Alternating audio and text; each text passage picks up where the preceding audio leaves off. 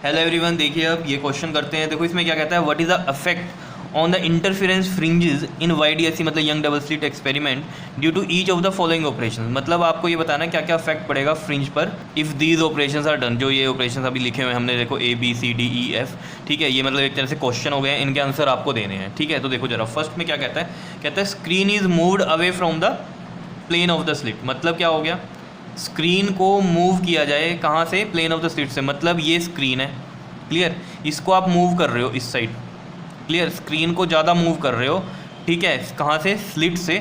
तो क्या होगा, तो देखो आपको फ्रिंज विड्थ का जो एक्सप्रेशन बताया गया था वो याद है, क्या था आपके पास, बीटा इज इक्वल टू में लैम्डा डी बाई टी। ये था, ये वाला डी कौन सा होता है आपके पास, ये distance between the slit and the screen, और ये स्मॉल डी क्या होता है, distance between these two slits, ठीक है ना, ये जो होता है आपके पास डी होता है। क्लियर है इतनी बात, ये तो सब पता है, लैम्डा आपको पता है वेवलेंथ होती है। ठीक है, अब यहीं से देखो वो क्या कह रहा है, स्क्रीन को मूव कर रहे हैं, मतलब आप ये डी को ज़्यादा बढ़ा रहे हो।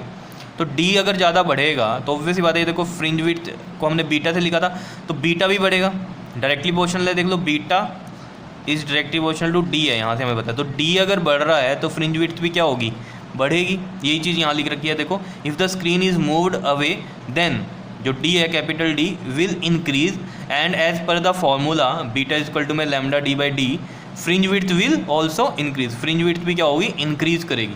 और देखो अगर फ्रिंज विड्थ ज़्यादा बड़ी हो गई, ठीक है, एक स्पेसिफिक है हमारे पास कि इतनी विड्थ होनी चाहिए, लेकिन उससे अगर वो ज़्यादा बनती रही तो आपके पास जो पैटर्न है वो बहुत अच्छा नहीं दिखाई देगा। ठीक है, तो इसीलिए लिख रखा है therefore interference pattern will not so good. ठीक है, क्लियर है इतनी बात, क्योंकि ये विड्थ जो होती है आपके पास नॉर्मल होनी चाहिए, मतलब वैसे तो स्मॉल होनी चाहिए, ठीक है, बहुत ज़्यादा बड़ी नहीं होनी चाहिए, उसकी वजह से पैटर्न जो है वो बेकार दिखता है। अगर छोटे होंगे तो बहुत सारी फ्रिंजेस दिखेंगी तो वो पैटर्न बहुत अच्छा लगता है। क्लियर, और वो दिखेगा कब, अगर वो विड्थ छोटी होगी। ठीक है, अगर बहुत ज़्यादा बड़ी हो जाएगी तो वो पैटर्न फिर अच्छे नहीं दिखाई देते इंटरफेरेंस के। क्लियर है। अब देखो बी पार्ट में देखो क्या कहता है the monochromatic light is replaced by the another monochromatic light of the shorter wavelength. Monochromatic light आपको बताई दिया सिंगल कलर वाली होती है, ठीक है, उसको रिप्लेस कर दिया किसी और मोनोक्रोमेटिक लाइट से, मतलब किसी और सिंगल कलर से, लेकिन शॉर्टर वेवलेंथ से। उसकी वेवलेंथ क्या है, छोटी है। तो देखो वेवलेंथ का भी रिलेशन है यहाँ से, देखो बीटा का फॉर्मूला जो है हमारा फ्रिंज विड्थ का फॉर्मूला है, उसका लैम्डा से रिलेशन है ना, वो भी डायरेक्टली है। ठीक है ना, तो beta is also directly with lambda. तो ये लैम्डा क्या हो गया, शॉर्टर हो गया। शॉर्टर मतलब क्या हो गया, छोटा हो गया, डिक्रीज हो गया। अगर ये डिक्रीज हो रहा है तो फ्रिंज विड्थ भी क्या होगी, डिक्रीज होगी। ठीक है, फ्रिंज विड्थ डिक्रीज हो रही है तो पैटर्न कैसे दिखेंगे, अच्छे दिखाई देंगे। ठीक है, क्योंकि फ्रिंज विड्थ कई सारी दिखाई देंगी फिर तो। क्लियर है ना बात, तो वो चीज़ है। तो देखो यहाँ पर क्या कह रहा है अब, if wavelength is decrease then as per the formula beta is equal to lambda D by D beta will also decrease. ये बता दिया मैंने आपको, that is fringe width will decrease. Fringe width भी क्या होगी, फिर डिक्रीज करेगी। Hence more fringes were observe. अब देखो फ्रिंज विड्थ अगर डिक्रीज कर गई, ठीक है, तो मतलब अब वो एरिया तो उतना ही है हमारे पास, तो उसमें क्या होगा, अब कई सारी फ्रिंज विड्थ दिखाई देंगी। समझ रहे हो, अगर देखो जैसे फ्रिंज विड्थ जो है वो ज़्यादा है तो इतनी बड़ी बड़ी मान लो ये है आपके पास, ठीक है, फिर अगली इतनी बड़ी बनेगी तो 2 या 3 ही दिखाई देंगी यहाँ पर। ठीक है, लेकिन अगर ये स्मॉल विड्थ की हैं तो कई सारी दिखाई देंगी ना यहाँ पर, तो वो पैटर्न जो है वो बहुत अच्छा दिखाई देगा। तो वही लिख रहा है यहाँ पर कि hence more fringes were observe and interference pattern will become good. क्या इतनी बात क्लियर है या नहीं है। ठीक है, अब ये देखो नेक्स्ट हम करते हैं सी। देखो सी में क्या कहता है आपको, कहता है the separation between the two slits is increased. Separation between the two slits is increased कह रहा है। टू स्लिट्स कौन सी हैं, ये वाली ए बी, ठीक है, इनका सेपरेशन जो है वो इंक्रीज कर दिया। ठीक है, अब यहाँ से देखो बीटा का और इस स्मॉल डी का रिलेशन क्या है, इन्वर्सली है। ठीक है, अब ये डी क्या कर दिया, इसने इंक्रीज कर दिया, तो ये इंक्रीज हुआ है तो फ्रिंज विड्थ क्या होगी आपके पास, डिक्रीज होगी, और डिक्रीज वाली तो अच्छी है। ठीक है, तो यहाँ पर देखो क्या कह रहा है, if D is increase then again by the formula of this beta will decrease. ये डिक्रीज करेगा, इन्वर्सली हो रहा है क्योंकि, and that is a fringe width will decrease. तो बीटा क्या है, फ्रिंज विड्थ है तो वो डिक्रीज कर रही है, and hence more fringes were observe, तो वो ज़्यादा फ्रिंजेस आपको दिखाई देंगे। क्लियर।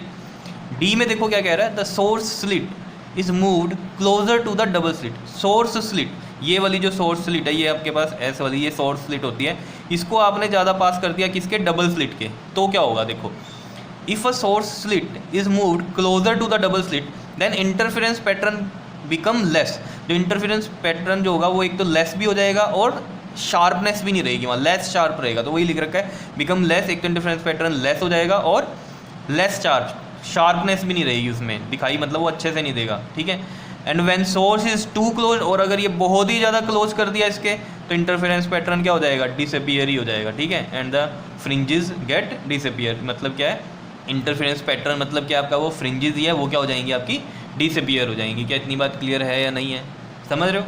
अगर थोड़ा ही पास लेकर आए तो क्या होगा, यहाँ पर इंटरफेरेंस पैटर्न लेस हो जाएगा और थोड़ा सा शार्प भी नहीं रहेगा, शार्पनेस कम हो जाएगी। लेकिन वो कह रहा है कि अगर बहुत ही ज़्यादा पास ले आए, समझ रहे हो, तो क्या होगा, डिसअपियर ही हो जाएंगी फ्रिंजेस, क्लियर, दिखाई कुछ नहीं देगा उसमें।